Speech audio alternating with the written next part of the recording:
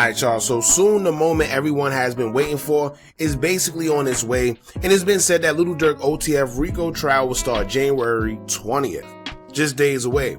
Now last time I checked, it seems like they pushed the trial back again because I could have sworn that the trial was supposed to start on either the 6th or the 4th. I forgot, but now they're saying the 20th. However, I always tell y'all that the feds don't play when it comes to these cases, and this would explain why over the years they have maintained a conviction rate of 98%, sometimes higher. Now the thing is with them, you never know what evidence they actually have until the trial starts, and that's when they usually pull out all their tricks. But by the time you realize all the evidence they have, it's way too late and you're stuck. Now as y'all know, Lil Durk have some pretty expensive and good lawyers, and with the way things are all set up, y'all, I know y'all fingers may be pointing towards Durk, but let me tell y'all right now, don't be surprised if he beats it. Cause as y'all know, when it comes to the court of law, it's not what you know, it's more so what you could prove. And if they don't have enough evidence that can actually say that Durk did X, Y, and Z, he may just walk.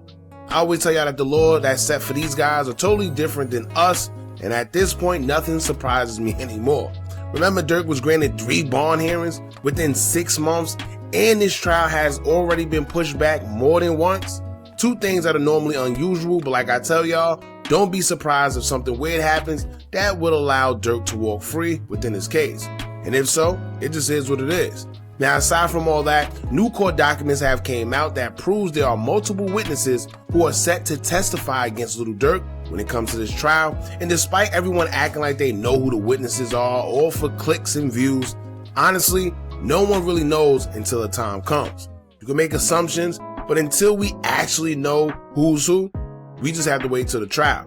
Now I know most people already suspect OTF Rico, and being one of the witnesses / cooperators due to him being separated from the other co-defendants within this case and us not seeing him.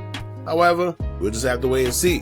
One thing I could say about the feds, as we've seen this happen in the Julio case, they're going to have evidence that we didn't even know they have, whether it's surveillance, text messages, audio, cooperating witnesses, etc.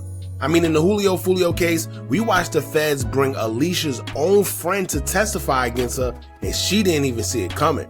So once again, when it comes to the feds, they don't play. Never know what type of tricks they got up their sleeve, so we'll just have to wait and see what happens. Now let's get into the court documents showing that there will be multiple, not just one, but multiple witnesses that will testify against Durk. Before we do, make sure you hit that thumbs up button so we can get this video into the algorithm, and if you not subscribed to the platform already, make sure you do so now. Let's get into it. Now in one of the pages, the state quote, Banks rivalry with TB. In section 2, evidence establishing a relationship between co-conspirators and defendants, omissions related to the scheme is direct evidence of and inextricably intertwined with the charges in the second superseding indictment, and its introduction allows the government to present a complete story to the jury. During oral argument on November 18th, counsel for defendant Banks underscored why the government's proposed evidence is necessary to prove his case and rebuke defendants' core arguments at trial, including that OTF is not a criminal enterprise, reporter's transcript at 6-6, and that the government's case is built on untrustworthy cooperating witnesses. Indeed, defense counsel rebuked one central witness as a documented liar, a manipulator, and a fraud of the highest order. The government disagrees, and while defendants are free to make these arguments to the jury, they cannot be permitted to do so in a vacuum. As outlined in the government's opposition, the defendants cannot credibly dispute that TB and his entourage was stalked for hours across Los Angeles and that SR was brazenly murdered by 3 of the stalkers. The disputed facts and the crux of the trial will be who ordered and participated in the calculated murder and why. The government's opposition explained that introducing evidence to establish the structure of OTF is necessary to show the relationship among the co-conspirators and defendant Banks' leadership, not just over OTF's legitimate music enterprise, but critically his knowledge of and involvement in OTF's violence. Consistent with gang murder prosecutions across the country, the evidence to prove these facts would include the testimony of cooperating witnesses. The government's proposed evidence, including defendant Banks' text messages with OTF co-conspirators, threatening rivals, and recruiting conspirators to carry out those threats. It's critical to the government proving its case and to refute defendants' claims, including that OTF was merely and solely a benevolent music enterprise. The government's proposed evidence also provides critical corroboration of its multiple cooperating witnesses who are anticipated to testify that defendant banks ordered the violence in Los Angeles, used intermediaries, including defendant Wilson, to recruit others to carry out the scheme, and promise a reward for carrying out the murder. Preventing these cooperating witnesses from testifying about OTF's connection to criminality would deprive the jury of information necessary to resolve the disputed facts in this case. Accordingly, the government's proposed evidence provide essential material context to show the co-conspirators' criminal relationship and corroborate the anticipated testimony that the conspirators acted at defendant Banks and his trusted intermediaries' direction. United States v. Smith is material to the highly probative nature of such relationship-based evidence. In that drug conspiracy case, the district court admitted evidence that the defendant participated in a drug operation and purchased several kilograms of drugs from a leader of the organization over 10 years prior to the charged acts. The Ninth Circuit affirmed the admission of the evidence, reasoning that evidence of prior criminal acts may be relevant in conspiracy cases to show the background and development of the conspiracy, and that the defendant's prior criminal endeavors with the leader would help the government provide the background and development of the conspiracy and will help explain why the leader trusted the defendant enough to include him in the risky scheme. So to here, contrary to counsel's claims, the evidence shows that defendant Banks and his close OTF associates, including the defendants in this case, had rivalries, including with TB, discussed violence against rivals, and took violent street action to settle scores with their rivals, including the Los Angeles murder defendants are alleged to have committed in this case. Defendants are free to argue that OTF was all about music, but the jury cannot be called on to resolve that issue in an alternate reality of limited and misleading facts. The court should deny the related motions and permit the government to introduce the disputed evidence at trial. Now, call me crazy, right? But I think this also has something to do with those jail phone calls between Durk and OTF Boona being released. Because even in those audios, you can hear Boona saying a little too much, and clearly who he's talking to? Lil Durk. I'm not saying they're using these audios, but I do find it funny how they were released at the time that it was, right before Durk's trial, and with Boona being a part of OTF and locked up for criminal violent acts himself, only further proves once again that even if OTF didn't operate as a criminal organization, almost all of its members have been involved in criminal acts Durk had knowledge of. So basically, here's what I gathered from the court documents. It seems like Durk's attorneys are trying to get certain evidence excluded from the case and would like for certain things not to be presented at the trial. However, the government's stance is that they have to present all this evidence that they have no matter what it is, because even though certain evidence may come from previous cases, it helps set up their point that they're trying to make in regards to Durk allegedly being behind hits and putting money on individuals. Now, if y'all pay attention, it said, quote, evidence of prior criminal acts may be relevant in conspiracy cases to show the background and development of the conspiracy.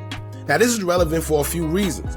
One, if y'all remember when Vaughn, Durk, Hella Bands, and Bezu was caught for the shooting in Atlanta, keep in mind they're all a part of OTF. So even though his lawyers are trying to convince the courts that OTF is not a criminal organization, it's kind of hard to do so when its members have already been caught for shootings along with other criminal acts. Y'all gotta remember, OTF Boona is locked up right now, and he was locked up before for a shooting that occurred at the mall. Then you have OTF Booney Mo that was accused of drug trafficking and sentenced to 7 years. Then you have Durk, Didi, and Vonnie, who's all caught up in this case right here.